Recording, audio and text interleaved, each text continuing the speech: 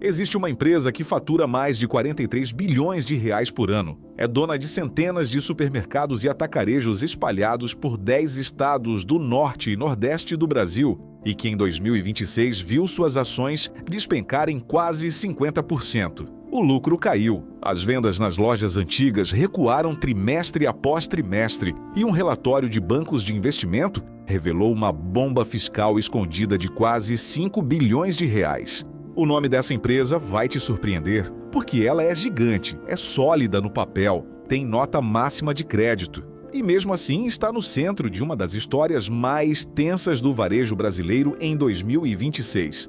Hoje eu vou te mostrar, com números reais, o que está acontecendo por trás das lojas que você provavelmente já visitou. Parte 1. A revelação: quem é a gigante? O nome é Grupo Mateus. Se você mora no Maranhão, no Pará, no Piauí, no Ceará, em Pernambuco, na Bahia, em Sergipe, em Alagoas, na Paraíba ou no Tocantins, é praticamente impossível você nunca ter passado por uma loja dessa empresa, mesmo sem saber. O Grupo Mateus nasceu em São Luís, no Maranhão, e hoje é a maior rede varejista das regiões norte e nordeste do país. Em 2025, faturou cerca de 43,5 bilhões de reais, ficando atrás apenas do Carrefour, dono do Atacadão, e do Açaí Atacadista no ranking nacional de supermercados, à frente de gigantes como o próprio GPA, dono do Pão de Açúcar, e da Cencosud, que controla a rede G Barbosa. A empresa não vende só comida, ela opera supermercados, atacarejos, lojas de móveis, eletrodomésticos e até um braço de e-commerce. Em 2020, abriu capital na Bolsa de Valores, virando a ação GMAT3. E desde então, cresceu de forma agressiva comprando concorrentes, inclusive absorvendo a operação do Novo Atacarejo em Pernambuco e substituindo a bandeira Mix Mateus em Pernambuco, Paraíba e Alagoas. Até aqui parece a história de sucesso perfeita do interior brasileiro, conquistando o topo do varejo nacional. E em muitos aspectos ainda é. Mas 2026 revelou rachaduras que o mercado financeiro não está conseguindo ignorar. Parte 2. Os números que assustaram o mercado. Vamos direto ao que fez investidores entrarem em alerta. As ações do Grupo Mateus, que são negociadas na B3 sob o código GMAT3, acumularam uma queda de aproximadamente 46% em 12 meses, considerando o período até o início de 2026. Isso não é uma oscilação normal de mercado. É o tipo de queda que costuma acompanhar empresas em crise financeira grave. Só que, no caso do Mateus, o balanço conta uma história mais complicada e cheia de nuances. Enquanto a ação despencava, a empresa seguia crescendo em receita. No primeiro trimestre de 2026, a receita líquida avançou 12,9%, chegando a 9,4 bilhões de reais. No segundo trimestre, a receita consolidada cresceu 12,2% para 9,85 bilhões de reais. Em qualquer análise superficial, isso pareceria positivo. O problema está no que vem logo abaixo dessas linhas do balanço.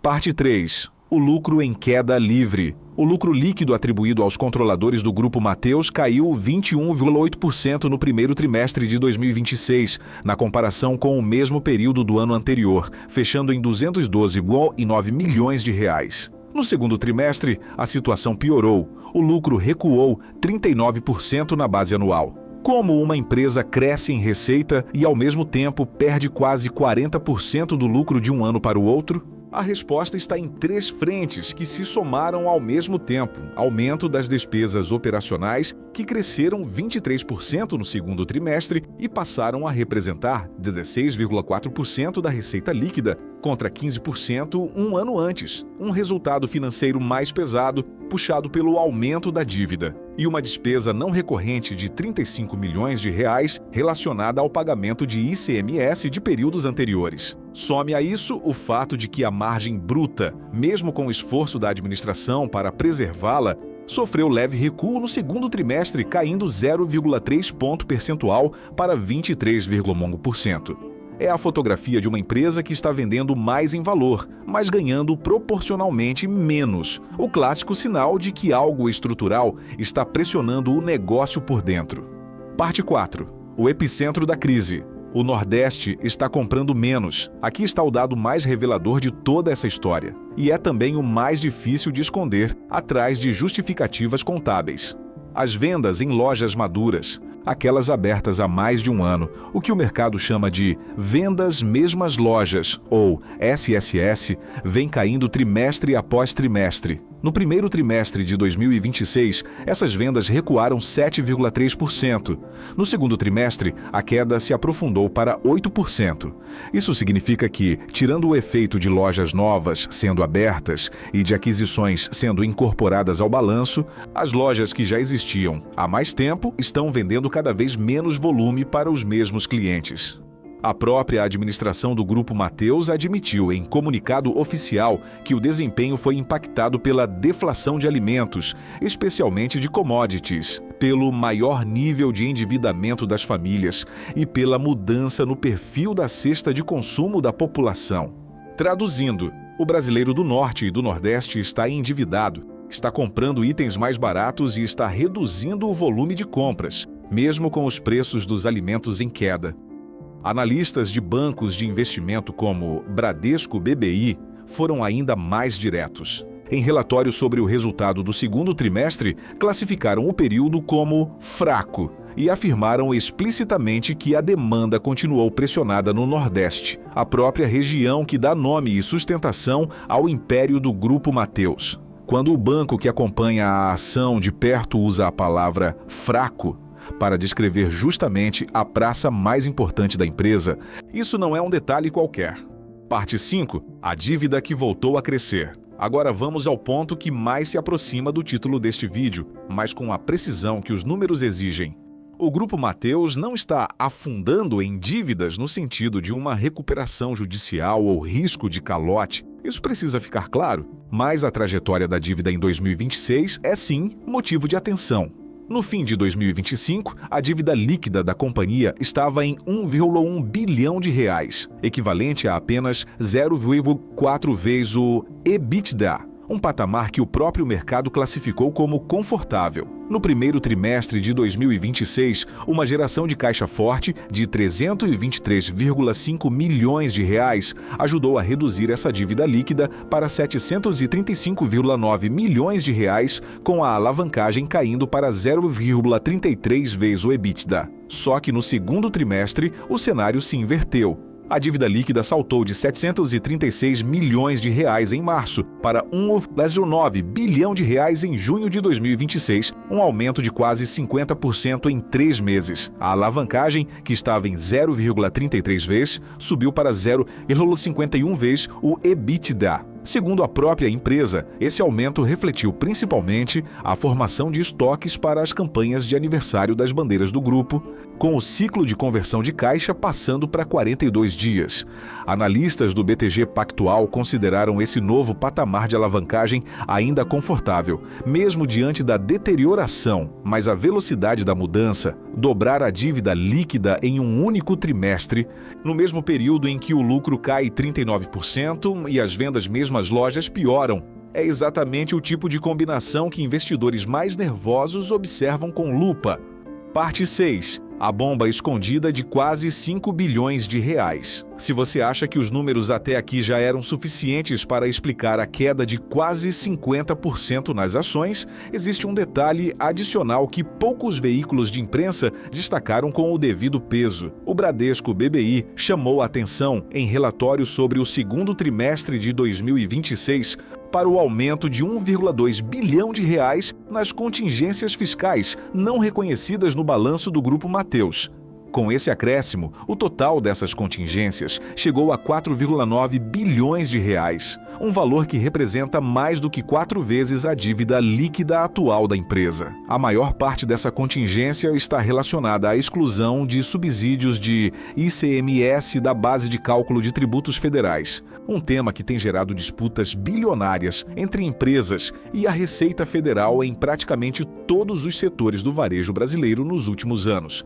É importante entender o que significa contingência não reconhecida. Não é uma dívida que já está sendo cobrada, é um risco de que, se a empresa perder discussões judiciais ou administrativas sobre esse tema, ela pode ter que desembolsar esse valor no futuro. Não é uma certeza de perda, mas é um risco relevante que o mercado passou a monitorar de perto, especialmente porque o valor cresceu rapidamente em apenas um trimestre. Parte 7, lojas fechando e milhares de demissões. Enquanto o balanço mostrava esses sinais, o Grupo Mateus também promoveu uma reorganização física drástica. No primeiro semestre de 2026, a empresa encerrou a operação de 28 lojas em 6 estados das regiões Norte e Nordeste: Maranhão, Pará, Piauí, Ceará, Sergipe e Bahia. O impacto sobre o emprego foi imediato. Segundo dados divulgados, essa redução representou 6.673 demissões e o quadro total de funcionários da empresa caiu de 47,9 mil para 41,2 mil trabalhadores só no primeiro trimestre de 2026, uma queda de 13,9% no número de empregados em apenas 3 meses. A empresa classificou essa movimentação como parte de uma estratégia de eficiência operacional e controle de despesas. No mesmo período, é verdade, 4 novas lojas foram inauguradas, o que mostra que não se trata de uma retirada total do mercado, mas sim de uma reorganização seletiva, fechando pontos considerados menos rentáveis enquanto mantém e, em parte, expande a operação em regiões estratégicas.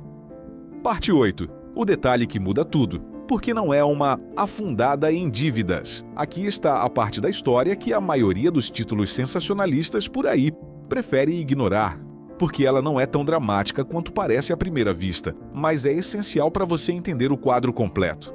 Em julho de 2026, a agência de classificação de risco Fitch Ratings reafirmou a nota de crédito do Grupo Mateus em pari AA-BRA, a nota máxima da escala nacional com perspectiva estável. Para efeito de comparação, a própria Fitch destacou que o concorrente Açaí Atacadista, dono de uma rede muito maior e mais alavancada, tem uma alavancagem financeira mais alta e liquidez mais pressionada, projetando uma relação de dívida líquida sobre EBITDA em torno de 3 vezes para o fim de 2026. Quase 6 vezes o nível em que o Grupo Mateus está operando. Analistas do Banco do Brasil também reforçaram essa leitura, afirmando que, mesmo com o aumento da dívida e dos custos financeiros no período, o Grupo Mateus mantém o endividamento em patamar gerenciável graças à sua capacidade consistente de geração de caixa. Ou seja, tecnicamente, o Grupo Mateus não está entrando em colapso financeiro, não está pedindo recuperação judicial, não está perto de quebrar. O que está acontecendo é outra coisa. Uma desaceleração real do consumo na região que mais importa para a empresa, um lucro sob pressão, uma dívida que voltou a crescer rapidamente depois de meses de melhora e um risco fiscal bilionário que ainda não foi resolvido.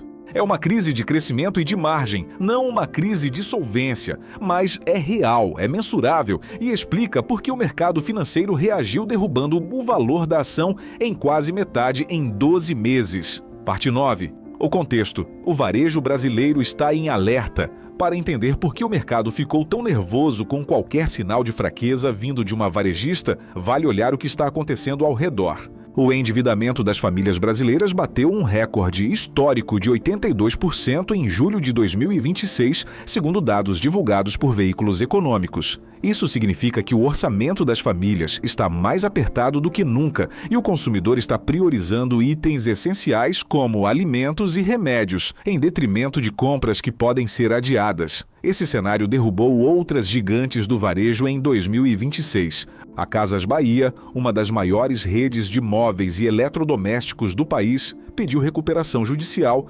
declarando uma dívida de 17,3 bilhões de reais, depois de acumular 8 balanços trimestrais consecutivos no vermelho e registrar um prejuízo de mais de 10 bilhões de reais em um único trimestre. A rede Marabras de móveis também pediu recuperação judicial com dívidas de 140,2 milhões de reais. Antes disso, em 2023, o mercado já havia sido sacudido pelo escândalo contábil da Americanas, que revelou um rombo bilionário e levou a companhia a pedir recuperação judicial com uma dívida de 43 bilhões de reais. O Grupo Mateus não está nessa lista, mas opera no mesmo ambiente de consumo pressionado. E é exatamente por isso que qualquer sinal de desaceleração nas suas vendas, especialmente na região Nordeste, gera tanta atenção do mercado financeiro. Quando o endividamento das famílias bate recorde, até uma empresa financeiramente sólida sente o impacto na ponta. E é isso que os números do Grupo Mateus estão mostrando desde o início de 2026. Parte 10. O que esperar daqui para frente? A própria administração do Grupo Mateus tem sinalizado uma estratégia clara diante desse cenário: priorizar rentabilidade em vez de volume de vendas, mesmo que isso signifique perder participação em canais menos lucrativos. Essa decisão consciente de vender menos, mas ganhar mais por unidade vendida, explica, em parte, por que a margem bruta conseguiu se manter relativamente estável, mesmo com a queda nas vendas mesmas lojas. Os investimentos da companhia também recuaram, 36,5% a menos na comparação anual no segundo trimestre, totalizando 162,2 milhões de reais, sinal de que a empresa está pisando no freio da expansão para preservar caixa em um momento mais incerto. O grande teste para o Grupo Mateus nos próximos trimestres será justamente conciliar 3 frentes ao mesmo tempo: reverter a queda nas vendas mesmas lojas no Nordeste, controlar o crescimento da dívida que voltou a acelerar e navegar o risco fiscal de quase 5 bilhões de reais relacionado ao ICMS, sem que isso se transforme em um desembolso real no caixa da empresa. Então, para resumir com honestidade o que os números realmente mostram: a maior rede de supermercados do Norte e Nordeste do Brasil não está prestes a quebrar. Não pediu recuperação judicial e mantém nota de crédito máxima. Mas ela está sim, no meio de uma tempestade real. Lucro em queda acentuada, vendas recuando trimestre após trimestre bem no coração do seu mercado. Dívida que voltou a crescer rapidamente e uma contingência fiscal bilionária pairando sobre o balanço.